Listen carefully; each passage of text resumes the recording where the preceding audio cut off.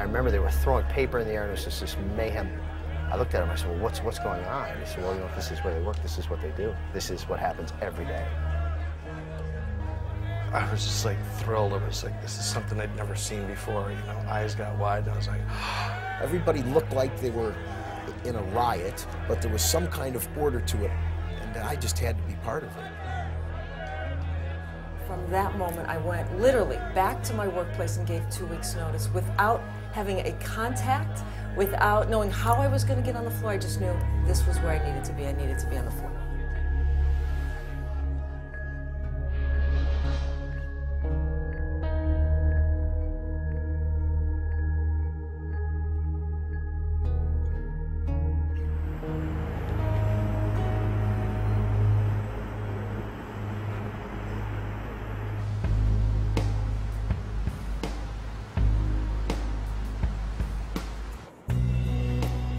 The biggest pits in the world are here in Chicago. The Chicago Mercantile, the Board of Trade, Board Option Exchange, even the Chicago Stock Exchange. There's no place else that you have 9,000 pit traders all in one city. Nowhere else in the world.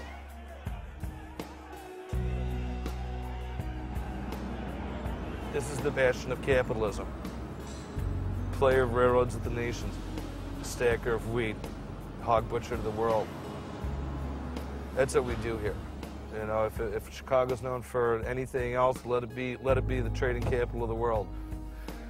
This is LaSalle Boulevard, all the way down. Summertime, it's absolutely beautiful. All the trees full up. This is where trading started. I mean, why do we have so many traders here?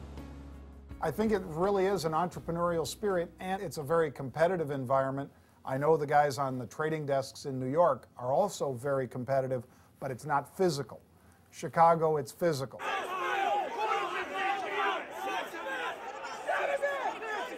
It was based on gentlemen's rules.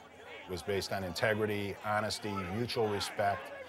But the business in the pit was the furthest thing from gentlemen's rules. I mean, you saw the worst in everyone.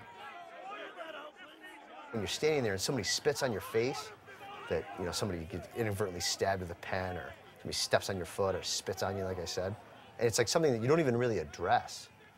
It's like completely, you're immune to it. It's like, it's silent, it's quiet in the chaos.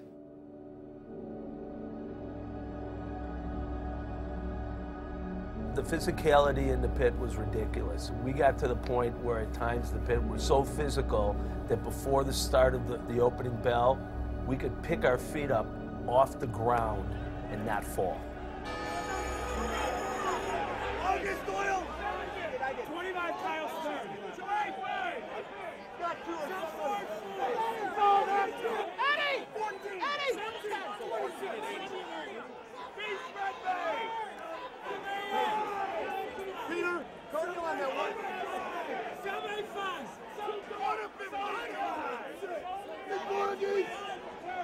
The open outcry process is, you know, 80% bravery. I mean, it's a perspiration game. You have to have nerve. Some are brilliant, some are totally eccentric, some are totally nerdy, some are just flagrant jerks.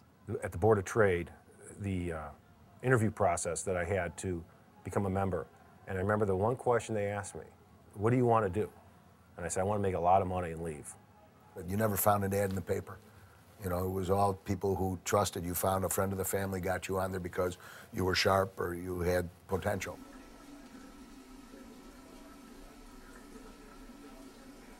I grew up in the suburbs of Chicago. My older brother's 4 years older than me. But he'd already been trading maybe for about a year or so, and he thought I'd be really interested in it. I played sports in college, and my brother said that trading in general is kind of like sports, you know, and when the bell goes off, boom. Like throwing a touchdown pass in Michigan Stadium with 100,000 people with the cheering. Just that adrenaline rush. I mean, it's insane. It's not a normal job. I mean, it's not a normal job where you're not getting a salary every 2 weeks. You don't have this health plan. You don't have your 401k. I mean, you have to do it yourself. when you've had a taste of the money, you don't want to go back to be in the corporate world. I mean, I just couldn't see myself working for a firm and just getting reamed on by a boss. Probably, seriously, I'd probably tackle him or something. I'd be like, you know, who are you? Hey, Chuck. This is Creedence Clearwater Revival. That's my acronym. This is my brother's first album, The Endless Summer. And I got it for, you know, colorful reasons. You got your little groups. You got your Southsiders, you got your Northsiders, you got the Jewish clique, you got the Irish clique, you got the Italian clique. I'm Polish, I don't think we have a clique. You got to mesh and find your niche. There's a lot of uneducated people, which doesn't matter. You know, the uneducated people have a tendency too to make good money. When you're in there from 8:30 to 3:15, it's all about money. One guy's misery is one guy's, you know, profit. Sad to say, but that's true. Not that I take advantage of that, but maybe I would. By the middle of the 19th century, Chicago was emerging as the transportation hub of America.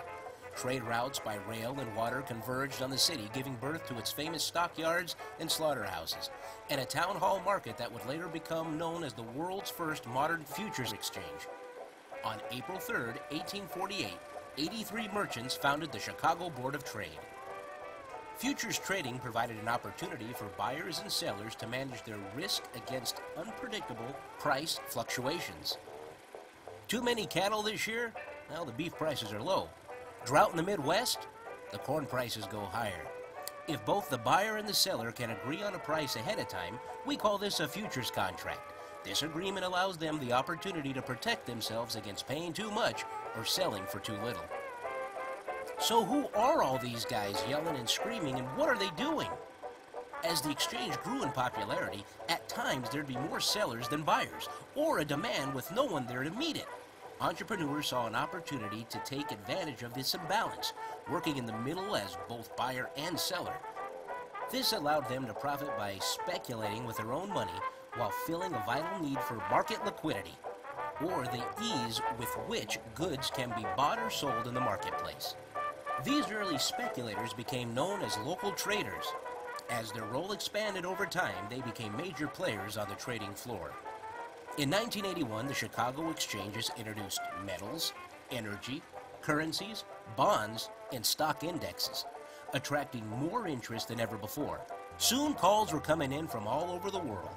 The modern local trader might trade hundreds, if not thousands, of contracts in a single day, often getting in and out of trades in seconds, each time risking their own money in the hopes of profiting as they hold their own against the expanding market.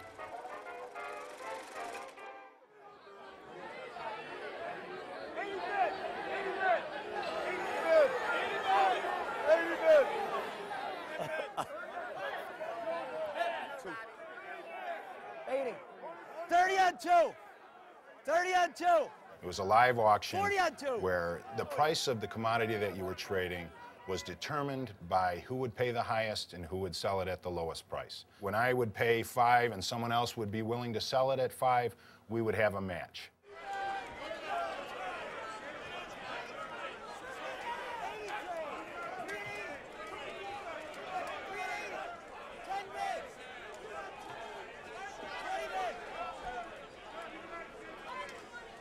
We would acknowledge it, check it in the pit by saying, you know, I bought so many contracts from you at this price. And then we'd write it on our cards. We'd end up handing in our cards to our clerks, and the clerks would take it to our clearinghouse. Yellow coats were designated for clerks. Other than that, all the different colors and different designs that you see down there was to make you stand out among the crowd. There were guys that had checkered jackets, red, white, and blue jackets. Anything that made you stand out in your area of the pit because you needed to be seen. It's a misunderstanding that traders manipulate the price. that they're responsible for prices going up or down, and it's completely false. The supply and demand drives that. If there's too little supply and demand is high, well, prices are going up. If there's too much supply and demand is flat, prices are going down. The traders are just in the middle. All they're doing is catching something for 1/10 of a penny and passing it on hundreds or thousands of times a day. It's actually funny because when you first come down here, it's overwhelming. You can't figure anything out. And quickly you kind of discover, well, that guy's a broker, and he's an order filler, and well, he's a big trader. All of a sudden people take on this personality, so you get an idea of what's happening. Well, then you get some confidence and some arrogance, and you decide that you're going to do this because you've been practicing and you think you can do it. Well, that's really when the learning starts. Because that's when you realize how incredibly complex and oftentimes scary and difficult and hard it is. These guys are professionals, every one of them.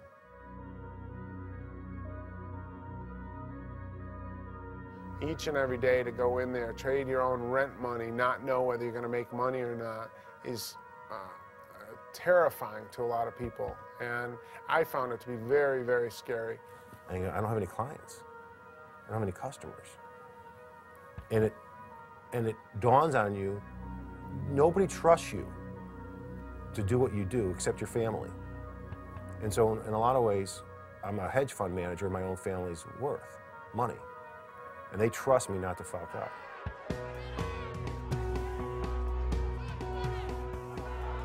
The nature of trading is buying for one price and trying to sell it at a better price, period. You get in there, you make your first trade. You know, if you get whacked 10 times in a row, you pick yourself up by the bootstraps and you do it again. We started at 7:20. By 7:30, we were dripping wet of sweat. Fortunes had been made and lost in the first 10 minutes. Everybody had their ups and downs. I had bigger swings due to the size I traded. It really depends on how much you put on. A five-tick day, a five move from 1 to 6, you can make millions of dollars depending on how much you put on. 100 lot, if you put 100 lot on in the euro dollars, it's worth $2,500, okay? There are guys that have 2,000 lots on. So, you're talking about $200,000 a move, 1 tick. So it moves 5 ticks, you're up $1 million. If it goes 5 ticks against you, you're down $1 million. If you traded a few contracts at a time, your risk was limited. If you went and took on the market and bought everything available, your risk was enormous.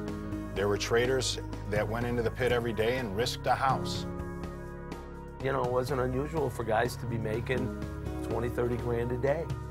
It wasn't unusual for them to be losing 10, 20, 50,000 a day. And a lot of times you did that on one trade. Whether people like to admit it or not, this is a form of gambling. How is it not? If you buy a stock, you're buying the idea that that stock's going up, right? I mean, that's what we do, and options are the same way. I mean, there is a gambling mentality to what we do down there. It's gambling to go down there every day because you are risking something. But the rewards were phenomenal. If you took the biggest risk, you're either going to get crushed or you're going to be the happiest man on campus this afternoon. I think somebody once said that floor trading offered blue-collar guys a chance to get in with the big boys. Commodity trading only has 2 purposes. 1, to make a lot of money. 2, to manage a lot of money. And the faster you make big money, the faster you can do things with your life. And I think that's what it's allowed me to do. The numbers for successful guys are fleeting because you're only as good as your last trade. It's what you don't lose. It really is. I mean, there's been guys who've made more money than me, but for some reason or another, it was taken away. And so I think the more successful trader is the guy who can keep it for, to the 10th, to the 9th race. The good traders know when to make money and leave. I tell you, I went to work every day. And when I wasn't at work, I was a miserable human being. I mean, without a doubt, I wanted to be back at work because I knew how much money you could make. And so when I go away on vacation, it didn't matter what I spent because I knew I was losing more not being at work, you know. And then somebody said, but you could be losing money. And I go, you know, you never think of that way. Everything can be traced to being around the best traders in the free world. I would watch these guys trade in my pit, and I would say, if they're buying, I'm buying. If they're selling, I'm selling. But I also wanted to see, what was important to me, how they handle a loser. It's not what you make, it's what you don't lose that determines how much money you have at the end of the year. I would watch these bigger traders and I go, how do they handle the stress of having a losing trade? What do they do when they had a losing trade? I literally just learned by watching the most successful people in the world. Certainly the numbers that come out of these places, how much money people make, can be staggering. Yeah, my assistant, who's pretty junior, she makes a little bit more than my brother does. My brother's a cardiac anesthesiologist. My assistant is 3 years out of college and likes to drink beer. You had a bunch of young kids making more money than they knew what to do with, and they found things to do with it. Such as? You know, I mean, anything that you can think of that you could abuse yourself with, that was part of the lifestyle. There were 5 guys that rented a bus to take them to Michigan golfing. They hired a couple girls to go on the bus with them. And by the time it wasn't me, I want that out.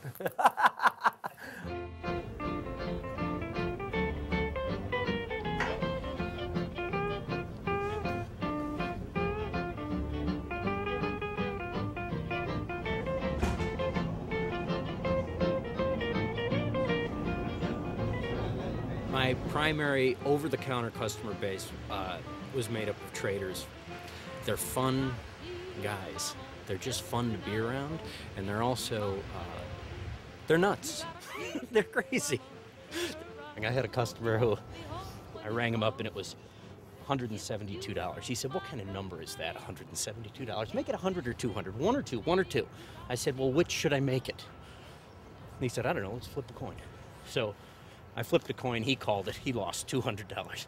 We did this. Every time he came in, for 3 years, he never won. We had customers flipping coins. He wanted to inspect coins. He never won. Every time. It was like 2 or 3. I'd just say, what do you want to make the spread? He would do that. He never won. Every time he would overpay, he'd take the money out of his pocket, slam it on the counter, and leave. Loved the game. Loved the game. Joey called me and said he wanted me to deliver some cigars over to the pit and that he'd meet me there. And he told me to bring 100. So I went over there and he met me and brought me onto the floor. And I knew a lot of the guys because I was doing business with them. Some guys across the pit were like going like this to me. And so Joe said, they want a cigar. Throw a cigar to them. So I reach in the box and I throw a cigar across the pit, and the guys are reaching up and grabbing the cigars. So I threw them everywhere. I was just throwing cigars all the way across the pit, and whoever it is that's responsible for security in the pit or whatever it is came up to me, and as he approached me, he said, I'm the guy who's supposed to throw you out of here. And he said, but I'm not going to. Can I have a cigar? You know, every afternoon, the bond close, we would all prepare for it. It's like, okay, you know, bond close is hitting. When you watch those guys coming off the floor, I mean, you could see their moods. You could tell good days, bad days, you got, you know, like life-changing days. We saw those days. But it was palpable. I mean, this was not like, you know, 5 o'clock and everybody punches out and walks out of the office. Every time you make money trading, it's like applause, but only you hear it, because everybody else in that pit is rooting against you. You're competing next to folks for every single trade, and the fastest person, whoever says, buy them, whoever says that first gets the trade. And you know your neighbor sitting right here next to you needs them as bad as you need them. He needs to make his mortgage payment. He needs to put the kids through school, but you're going to bury him. You'll tear out his liver because you heard that broker say sold, and that guy is right there next to you. He needs them, and you just said, buy them. And he said, how many did I get? And you're like, none. Good friend of mine said long ago, he said, if you want a friend, get a dog. You don't have friends in the pit.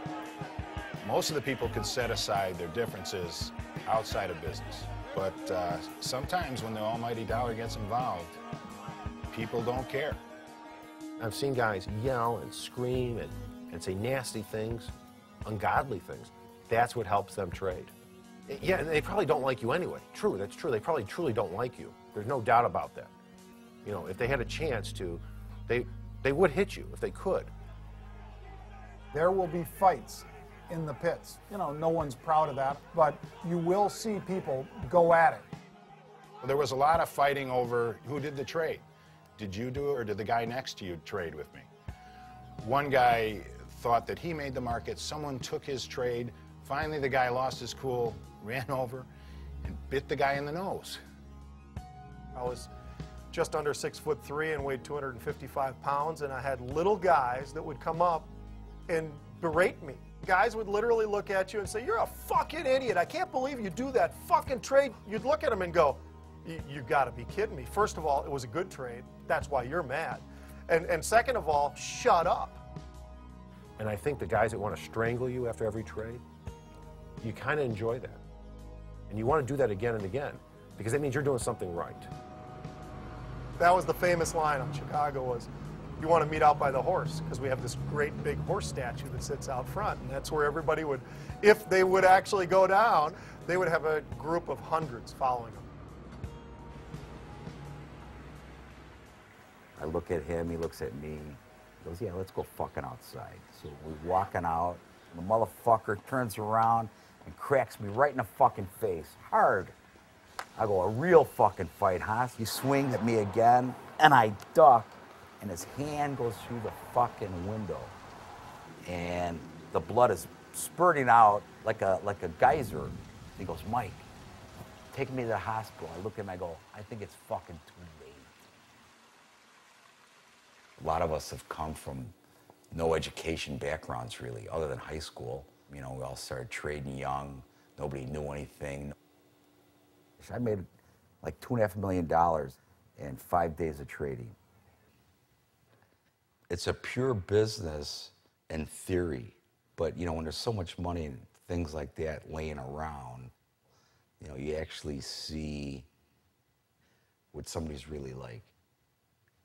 And to go in there and try to be somewhat pure, and that's what I think I am, a pure trader, but I love the trading, but I hate the people. These are fun. This thing's on rollers. So you know you're twisted when you do shit like this. You got problems. They're so big, you can't believe it till you come up to them, see how big an animal is. You know, they think, "Oh, it's a giraffe." Everything's dangerous in Africa. Everything. Because everything's used to being eaten. When I go there, there's always stories of somebody dying or getting murdered by some animal all the time. See, they give you a list of, they call it a menu. It's got animals on it, and next to it are price tags. So you look at something. It's like when you go out, you say, "Okay, there's $2,000, there's $1,000." As you shoot something, like we scope our rifles in on baboons because they're only $50. Lion hunt was a ripoff. It's like the fucker, they let the thing out of the fucking cage and I shot it.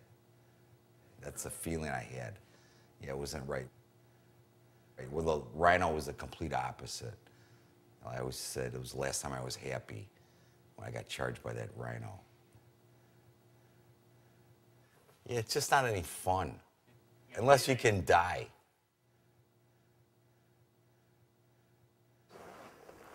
But you need the heavy caliber for those big animals.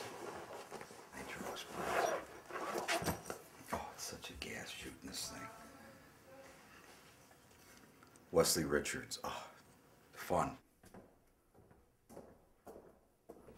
The beauty of hunting is that it doesn't involve the merc. It doesn't involve my partners. It's just me and something that wants to get away from me. In this business, you have to be a street kid and a business person because there's too much money involved. 25 years of trading, it is really a living hell if you're not one of them, and I've never been one of them. The whole power of the 150 years of the futures industry in Chicago, which is where it started, has always been the broker. The broker is the one that has the orders that come in for all outside customers. If you're in with that guy, you can count on making a living every day of your life. It's a game.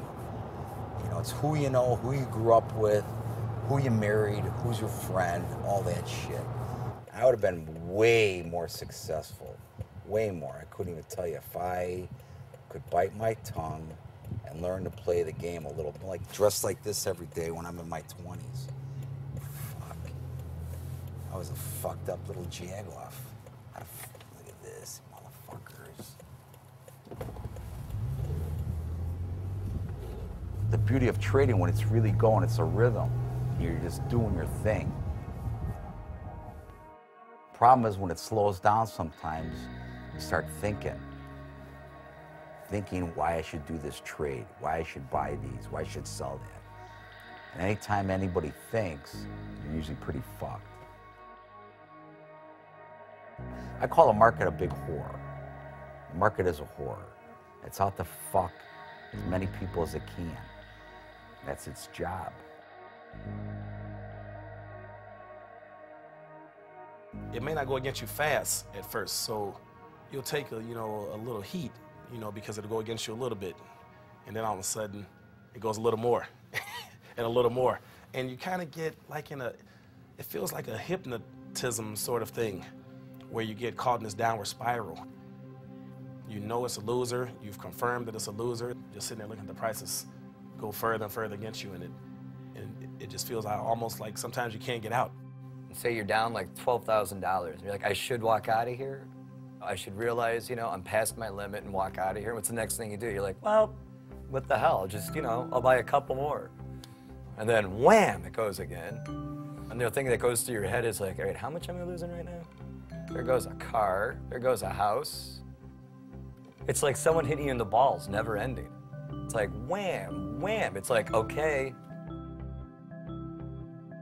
Nobody can get you down the amount of money that you're going to be down the day. Only you can do that. And it's funny when you see something happen to somebody else. It's very, very public, and so those guys that saw you lose money will probably, twist that knife in your side and say, boy, they looked pretty good an hour ago, didn't they, Pete? That's a vindictive crowd. It really is. There's a joke that we always used to say when you go on the floor, you've got the scan card, and you've got to scan your way in. Well, if you scan it and you look down and the light's red, the guy behind you is like, ooh, bad day yesterday, or how you looking there? You're like, oh, no, it's good. You're like, come on. And it goes green. You're like, all right, yes. They're alive for another day. There were a lot of times when the markets got very volatile that you wouldn't see a guy the next day. And you knew he lost what he could lose. Valentine's Day, 1994. I had a little position on in the yen. The Japanese and the Americans were trying to make a trade deal, and they kept extending the deadline. And finally, they said, there's not going to be a deal. So when we walked in on that Monday, our market was limit up. So that position immediately was like 40,000 against me. And it was rallying. It's $1,000 a point. So every time it rallied 1 point higher, I lost another $1,000. Well, it rallied 100 points. It was $150,000. It was pretty crushing, the feeling of despair where, oh my God, I've lost everything. We had basically moved back in with my parents. Ready? Tee number 1. I think we should walk over this way. So I went out and got a job as a clerk, making, $400 a week. At one point, my wife was drunk and, she said, hey, you're nothing but a fucking clerk. I think she really expected bigger and better things. Okay, I'll play that one. What's really nice is when the weather's a little warmer, but it's too cold for everybody else, you get the whole course to yourself. when the split came, it was pretty devastating for me. I hugged my kids. That kind of kept me going. It was like, well, I can't just give up now because they're depending on me. All I know is that when I was a little kid, I wanted to be a dad. From the earliest childhood, you know, I had a lot of brothers, and I wanted to be a father. You know how to use that? Okay. Well, you just go to the bank and put it in, punch in that number when it asks. It's going to ask you what you want to do. You want to checking, withdrawal, and then punch in the number, how much. Okay? When you put the card in, you put the card in and you take it out. You don't just leave it in there. Can I go get gas with that too? With the card? No, get cash and pay cash. All right? When I was in preschool, he came in and spoke to our class, I remember. And he just had everyone stand up and yell as loud as they could. And that was basically what I figured he did all day. I didn't really know.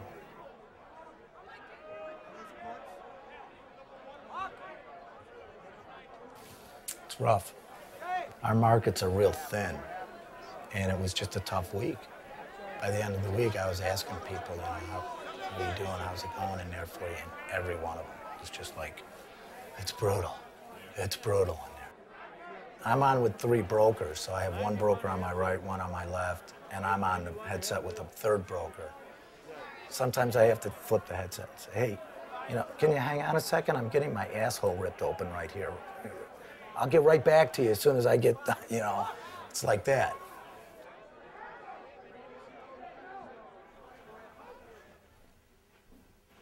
The lottery is like $320 million right now. So I bought a ticket for that. When I played lottery before, when I was married before, I always would buy the ticket thinking, you know, I really hope that I don't win, because I felt like it would change my life. I just felt like it would change my life to where I wouldn't be happy. Well, I'll take the chance now.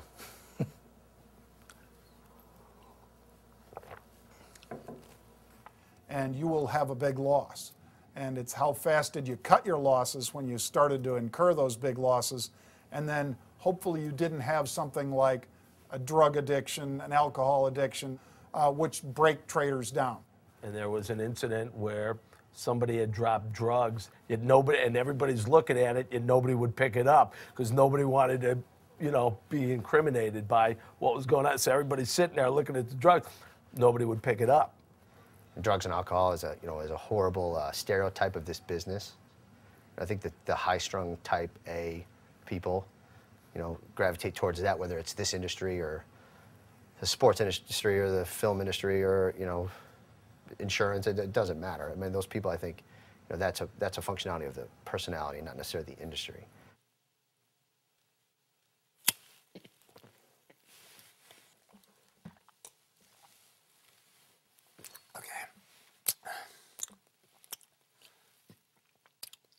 You know, they hit me at the Merc, by the way. All I know is when I first walk in, every mother, can I say fucker, has a Rolex on their hand. And it's and I'm like, I'm looking at it. That's all I could think about when I first started trading. Everybody's got more on their wrist than I got in my account. I thought it was just like, you know what, I could beat these guys. And I swear to God that 99% still don't get it. When you win, you start betting less. Bet more. I mean, there's one roll that you can make $100,000 off. Let it ride. If you roll 3 6s in a row, let it ride. Let it, the winner's ride. Money gets you super checks. I'm talking, I fucked the Playmate. Isn't that what every guy's fucking dream is? Right? The only thing about trading is just don't lose money. When you lose money, it changes everything. You can't keep going losing money and expect to live the same life. Somehow God or somehow some spiritual thing just whacks you. Or you want to buy something expensive because you've made it, you've made enough money to buy it. You start losing every day. You buy a house, can't make any money anymore. You go on an expensive vacation, but as soon as you say you're over the hump, I don't know. How do you deal with that? How do you deal with I didn't have to. Make money every day. Did you make money every day? For a long time, yes. Did you, what happened? You don't trade now. Do you trade now? Cut. I remember seeing 2 or 3 grown men on the steps of the pit at the end of a crazy day in October of '87 crying. I mean, that leaves a heck of an impression. These were the men that, you know, they could do no wrong. They were there first. They were some of the pioneers. They had built huge fortunes, and they were just the wrong way on a day where it mowed them down. Because of what can happen and how much money they can lose at a rapid pace, the stress level was too much for some of the guys who actually took their own lives. And these guys were married with kids. So you're talking about enormous amounts of stress, and they just couldn't look their wife in the eyes anymore, or their children, and it's pretty brutal, really brutal. A couple months ago, I told myself I'm leaving the floor. I definitely want to leave the floor. My overhead is insane. My gross profit was always growing, and then just over the past year, last year, for example, less than half of what I made the year before. 8:30 opens, like the stock exchange, everything, all cash opens at 8:30. The trade was at 7:30 because the unemployment number came out at 7:30, and so I missed that move, which if I was on the computer, I would have had a chance of trading the number and probably been done at 8 o'clock. Instead, you know, I got to stick around and wait for a move later on in the day, hopefully. We're obviously going computer, whether it's, you know, tomorrow or, you know, a couple months from now, I don't know. You can just tell by my coat, too. It's faded just like the floor. There isn't this floor trader presence like there was. It used to be that there was a couple thousand guys, I don't know the numbers, that were trading in the pits. We had as much as 500 people in the pit when I was there in the 80s. Now there may be 50 guys in the pit. And a lot of the business has gone to electronic trading. The internet became very commonplace in the 90s. And the speed at which the information was learned by all players in the marketplace became so fast, everyone got all the information at the same time. The trading industry started to go with the information industry and went side by side with that. They wanted to be able to trade instantly when the news came out. And as they've leveled the playing field, the people in the pits have lost a lot of their advantage. The computer brings in so much girth that there is no need for individuals to bring liquidity anymore. Well, in the old days, it would trade 5, 6, 7, 8, 9, 10, and a lot of trading would take place between 5 and 10. Nowadays, the market instantaneously changes price from 5 to 10, and there's nothing in the middle. And as the markets have gotten more sophisticated, the customers know where things should trade. The traders in the pit that just bought and sold in a short-term buy here, looking to sell it in the next few seconds at a better price, those people, the opportunities aren't there like they used to be in the pits.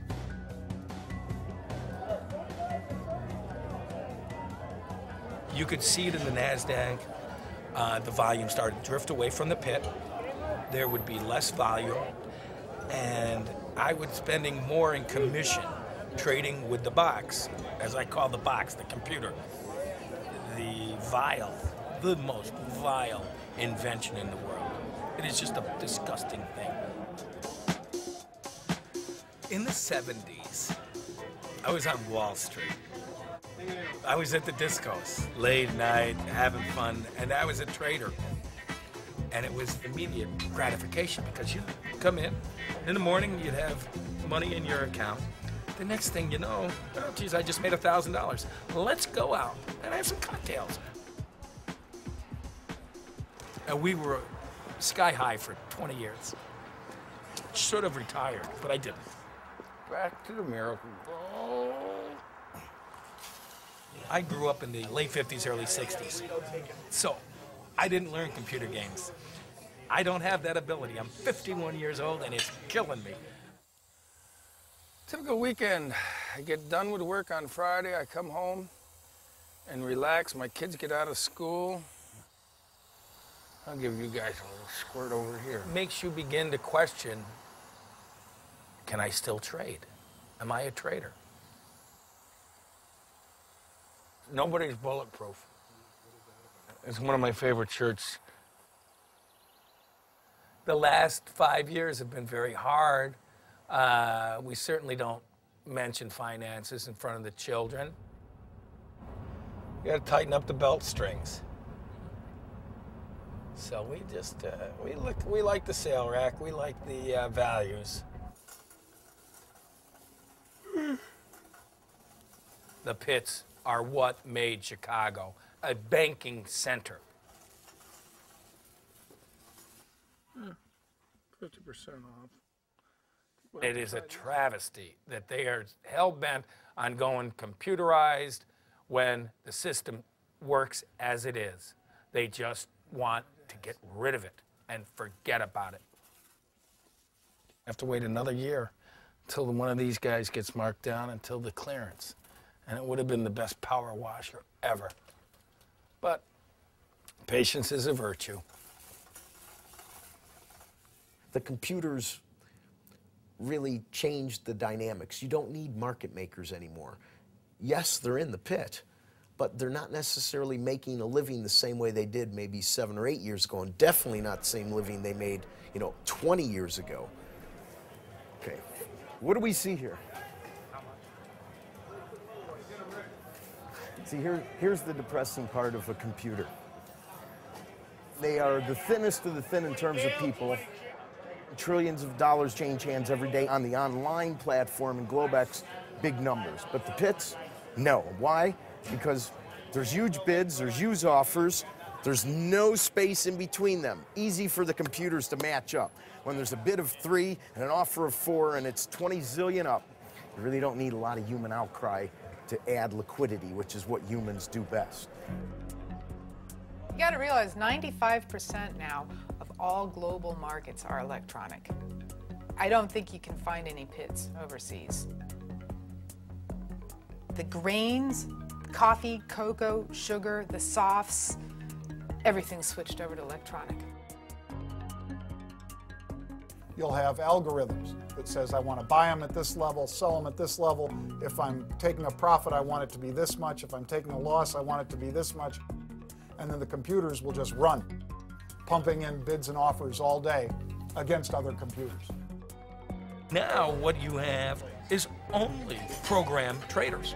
These people, if you don't write a program and you don't have it set to kick in at different intervals, you can't trade it. I have not figured it out. Consequently, I've gone into the cattle pit. 2 years I've been standing in the cattle pit. We still have paper. They're trying to infect us with the virus. The customers, however, like talking to their brokers, and it's the last of the open outcry.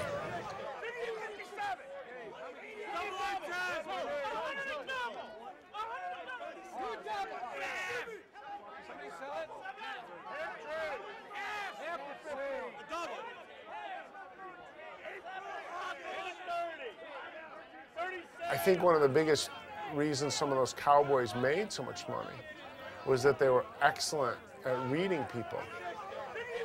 Picking up the clues of the broker's faces, you're listening to the volume, you're hearing the noise. You can determine the fear level in the marketplace. But when it changes to the screen, you just see prices, you see numbers flashing back and forth. This is the life and the times of an upstairs trader. We just sit here with no exercise. You have to understand that I was in this incredibly stimulating environment of being on the trading floors for a number of years. I think there were 4 women on the entire exchange floor, you know, and it's like you're down there sink or swim, you know. You're in there with a pit of guys, you know, all sweaty armpits and everything, and I'm just trying to open my mouth to buy or sell a 1-lot. That's how I started. That's our exercise for the day. So to then go to an upstairs office where you have none of that, no sensory input whatsoever, and it's a learning curve too, because it's like an old dog trying to learn new tricks here, you know? You make your share of mistakes and, oh, I didn't mean to hit buy, I meant to hit sell, you know? Little kids grow up with these computer games and just take it for granted. It takes a while to learn. If you're trading multiple markets, it's impossible to monitor all this stuff technically for more than, say, 1 or 2 markets at a time. My eyes are right there. This is all for show and tell. If you think you can humanly process all this gobbledygook, you're crazy. It's like right there. I'm just looking at the last price. So 99% of the time, I'm just watching those go from plus 25 to plus 30 to plus 25. And that's about it. Would you rather watch a football game on your HD with a camera giving you all the action, that's open outcry, or would you rather have that camera just focused on the scoreboard the entire game? That's electronic trading. That's the way they look at it. And there's something to be said for that. You know, we always were trying to see who can get the fastest edge. Now it's nanoseconds. It's the computer is making that little marketplace that men used to make on their own. Back in, back in, back in. Back in, back in, back in, back in, back in, back in. Coming down, coming down, coming down. Give us a shot. Let us play. Gold went really deep. It's hard to find a price. I had it, but Jesus, it was too deep. Damn it. Pop, you son of a bitch. Pop. Pop. Pop. Look at it. Just...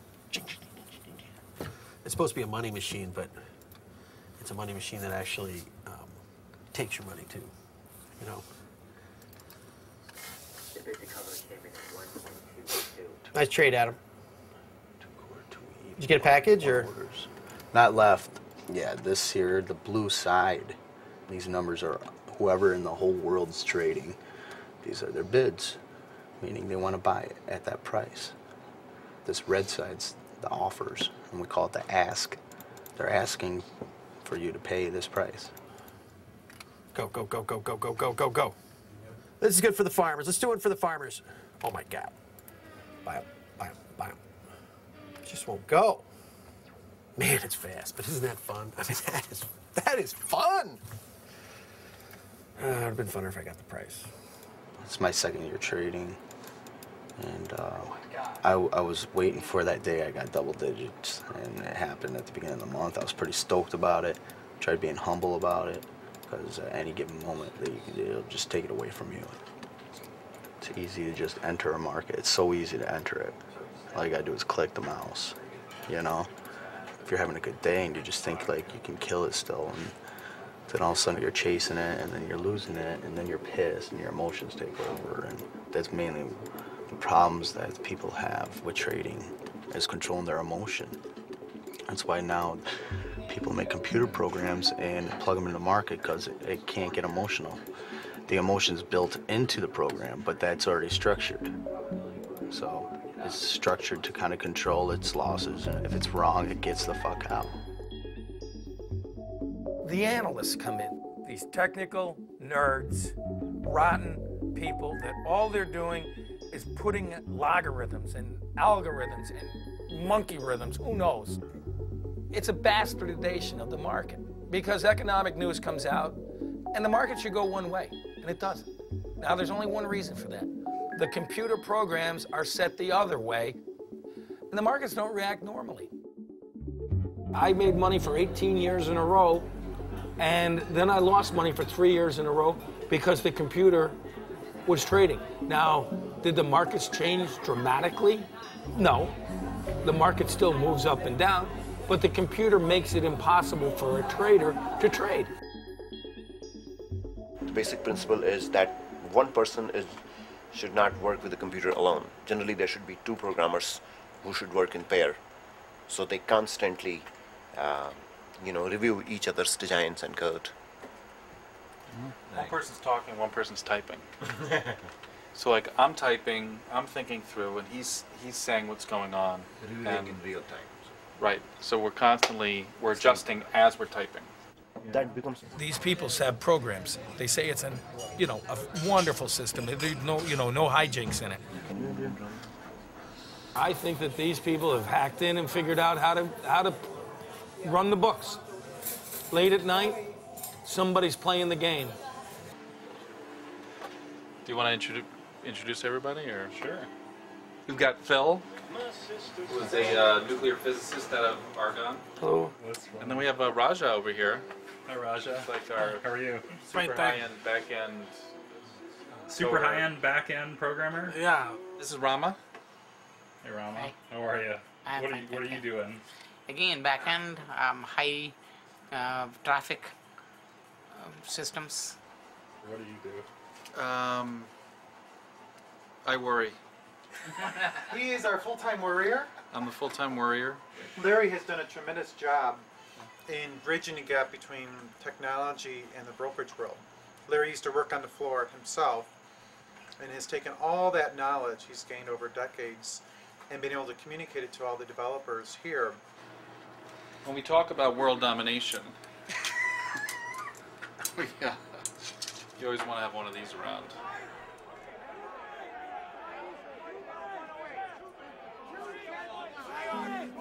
Most of these people come in the morning, the bell rings, they do their little trading, the bell closes, they go home, but they're not thinking one step ahead, and they're not planning one step ahead. Very few businesses will survive being run that way. Where is your business plan? Where is your forecasting? Which markets are changing? Where is the opportunity? Where's the technology to take advantage of? They haven't learned to adapt. You got a case of Darwinism here, I've been wanting to get in the computer, but I've been forcing myself to do trades I shouldn't be doing, meaning trading bigger than I should. Putting more chips on the table when I should be taking away chips. That pit just sucks you in the big contract. And it takes you into that realm where you should be sticking to my guns on what I do, but I get away from that when I'm in the pit. For people who have the money to make the transition, great. But for me, no. Every time I think I'm there, it's like I get slammed. It's just been it's been such an uphill battle right now.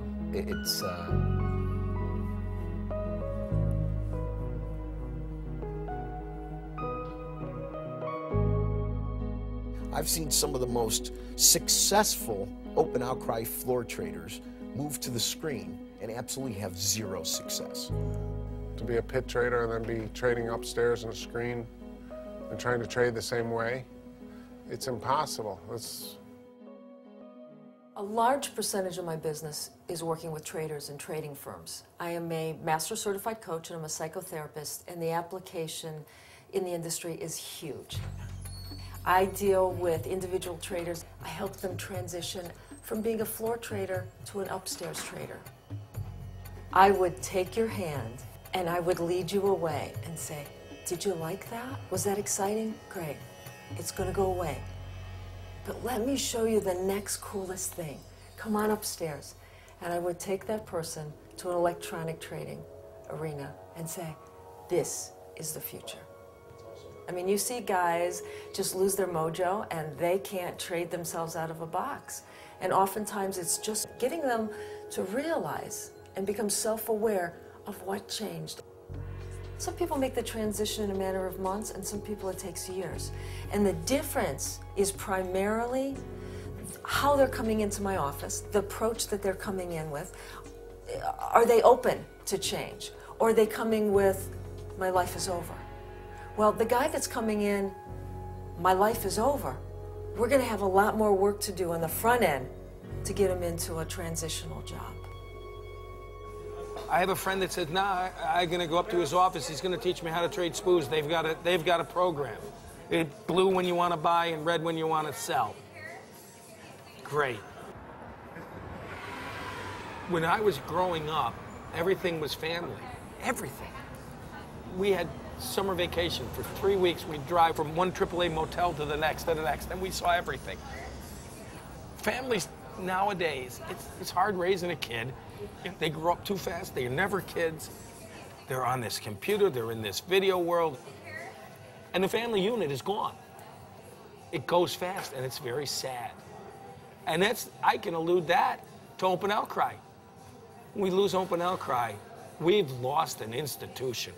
Oh, did you ever think you'd see that on a door? Very nice, very nice. This is my little new world. It's a beautiful world, but it's a computer world.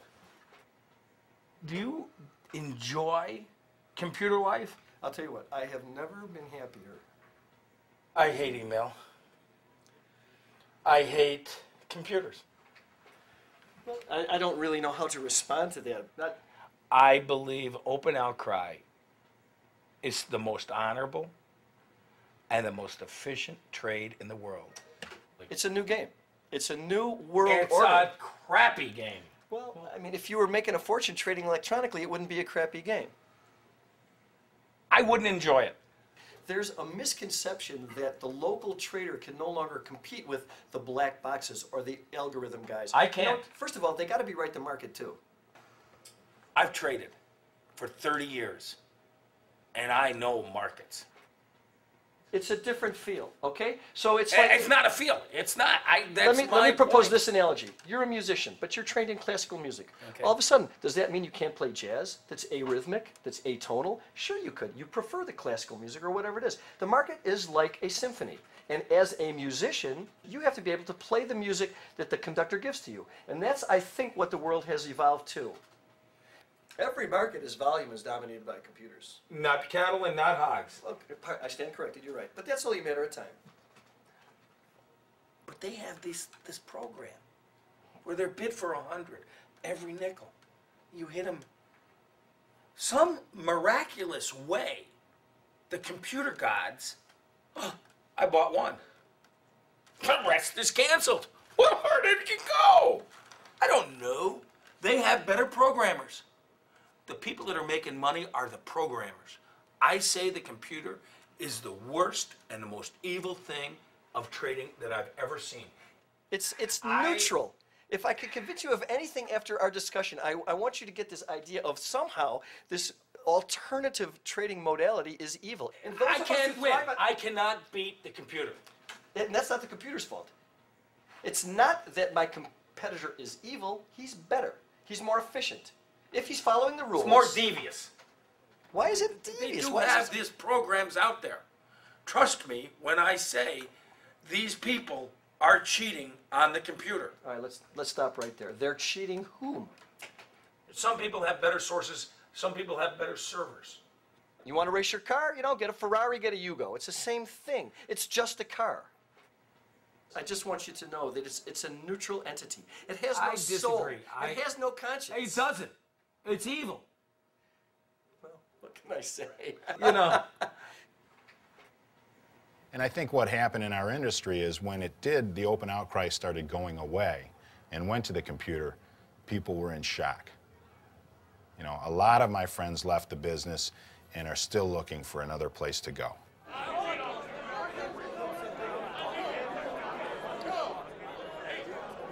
When they're giving the evaluations, right out here in the 7th floor, the supervisor's offices, everybody's going to the supervisor's office.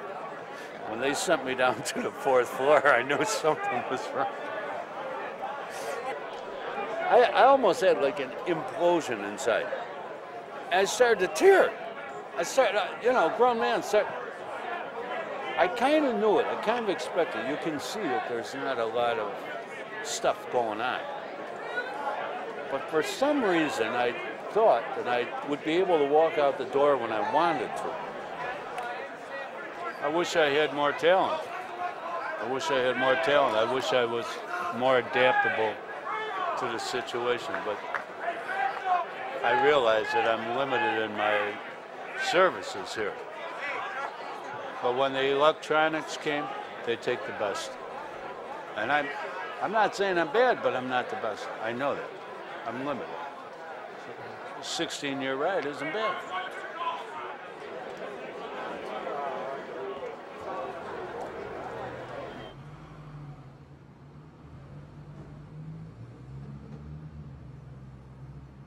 I was going to establish an office, computer trading, and then I pursued that. And then during that, the markets were horrible. Great excuse. I was horrible trading, and yeah, that was totally thrown on the back burner again. In a year, I want to not be living in Chicago, and hopefully I enjoy where I'm going to go visit out west. And if I enjoy it there, that's where I plan on residing. And that's where I think I would be most happy. Skiing in the winter, you know, summer, just recreational things. What I'd like to do is be a park ranger. Maybe something in that capacity, like a search and rescue. Something where you're out in the element, and I kind of like that, being out in the element, maybe helping people. Something where you feel good when you come home at the end of the day. Wow. But you know, that's the biggest feeling though, the anxiety, that, you know, you don't have that stress. It's hard to explain. It's just you're more at ease because you realize it's not the most important thing in the world.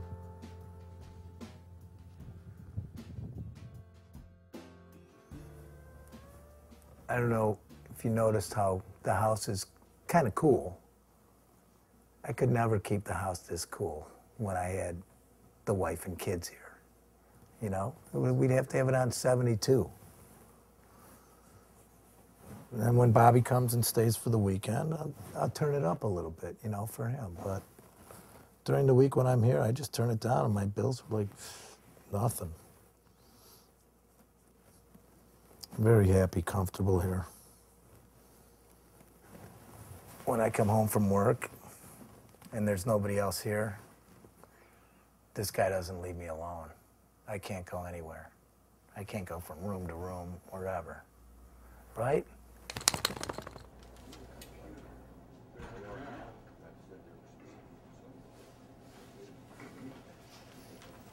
And as far as Bob, I would love if he, you know, got interested in the business and found that he was good. You know, I've been kind of telling him to take an interest, look into it. I'm willing to show him what I'm doing with the currency trading and stuff like that. And, you know, I think when he's really interested, he'll let me know. I'm leaving it up to him, though. You know, I'm not pushing him into it. Hey, buddy, what's going on? Good. Remember my son Bobby, right?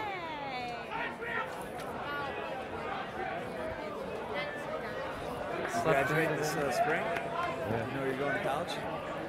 Not yet. Are you going to college? Or? Yeah. I don't know what I want to do with my life yet, so this is a good place to, because I've already learned a little bit about it, so I know a little bit, so. Well, he's telling me that now it's more transitioning into computers, trading instead of people. He told me to, that I should get more involved with the computer parts, because then there'll be more jobs for that. Like in about 10 years, they're gonna come to me and say, Dad, how come everybody but you became a millionaire in the 1990s? I look back at it as, okay, that's just another opportunity that I wasn't able to take advantage of. Should I spend the rest of my life regretting it? No. I don't think so.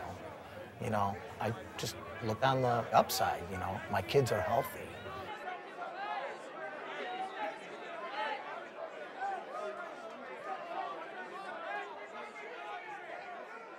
It's hard when you've been doing something 25 years, making good money, and then it just stops. Not because of anything you did, it just stops. It's actually 87 because I got my 003 badge on. Yeah, right during the crash. What pit is that? S&P pit. 1, 2, 3. He's dead. That's 3. He's retired. He's shot. That's why I got into the casino business. I wanted to get out of this whole business. I always loved kid stuff. And I always collect little. I just like kids. It's weird. Kids and warriors. These are great kids' moccasins. The only reason I've gotten this far is because I've been tortured my whole life. As a child, I was tortured from my alcoholic father. That's what I got hit in. That's what's a little left of my motorcycle. I was coming back from my daughter's soccer camp when I got hit. This is the good stuff. And I was being followed by another parent.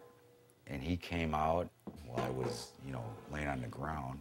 When he saw me, you know, I was bleeding out of my mouth, my nose, my ears, and my eyes. Because my head was blasted open. I was just, you know, yeah, I was dead. You know, the firemen, you know, he knows some of the firemen, they said, you know, this guy's done. This business was perfect for me. It's a real test on your own character because the greed and the stardom and all that bullshit that goes with the money, well, no squirrels today, eats a lot of people up, you know, and it spits them out. And one of the brokers, he's been down there as long as me, or even longer, he goes, boy, it was a good run we had. I said, a run? Fuck you, a run, motherfucker. A run is something like when it's just, I got this job and they keep paying me. When I go down and go to work, ain't no fucking run. It's fucking, this is like going to the mines every day. Oh, fucking people. It's just...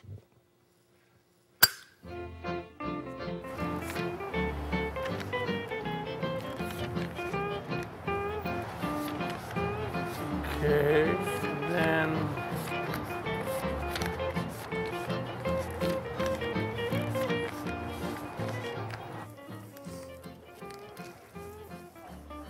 yeah, big dog, the big dog. Thank you, buddy. Oh, good. The market's coming my way. Perfect. This is our machine. We change the months, we put orders in and out, and then we get the execution logs. Geez, I bought all these up a lot higher than where the market is now. You name it, we got it. It's a crazy, crazy world we live in. All right, now, I'm gonna go into the pit and trade.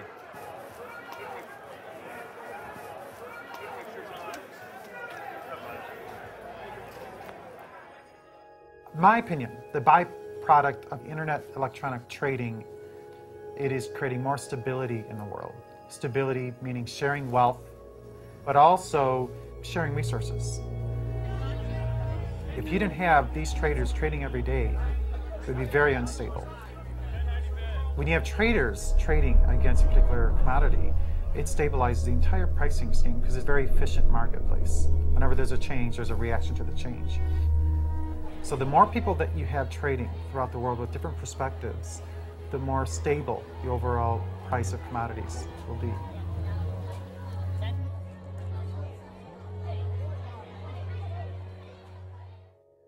Good evening. This is an extraordinary period for America's economy. Over the past few weeks, many Americans have felt anxiety about their finances and their future. I understand their worry and their frustration. We've seen triple-digit swings in the stock market. Major financial institutions have teetered on the edge of collapse, and some have failed. As uncertainty has grown, many banks have restricted lending. Credit markets have frozen, and families and businesses have found it harder to borrow money. We are in the midst of a serious financial crisis.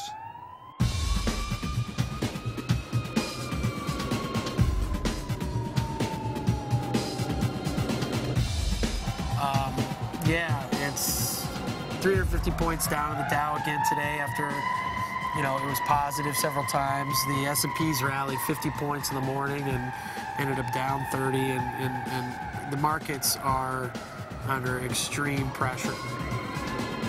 The world is on fire right now. Listen to the siren. I mean, does that sum it up? It's probably every city in America sounds just like that. How's it going? Dude, $4,500. Nasty, dude. Yeah. And awesome, you know. But it's weird. You have to be patient, but then the patience has to turn into incredible decisiveness, you know. Right. You gotta be patient, like let it happen. It's coming. This is a price I can use, and then you gotta just hit it so fast. You know, and where I want to get in is where that stop is. Just, damn, Well, you know. oil's starting to do something here, so. Is it? Okay. Let's do it. Let's do it. Let's go. The big announcement was earlier in the day when we had the interest rate, a worldwide interest rate reduction, which is pretty unprecedented. Even with that amazing moment, which would in normal times rally markets, you know, rally Dow market, the Dow probably 500 points, we're looking at a negative down day still. And you can look at the S&Ps. This is on the first, that first initial reaction. And of course, they overshoot that. Everybody's looking for a way to get out. So I think what we're hoping is for it to rally. But the entire planet is, you know. It's a whole global effort now. It's not just us. You know, it's just, we affect it. We're a big part of the global economy. So they don't want us to fail. They can't have our dollar fail because we're a consumer nation. So if our dollar's doing bad, they're going to do bad. What's your role in all this? I ride the wave. That's all I do.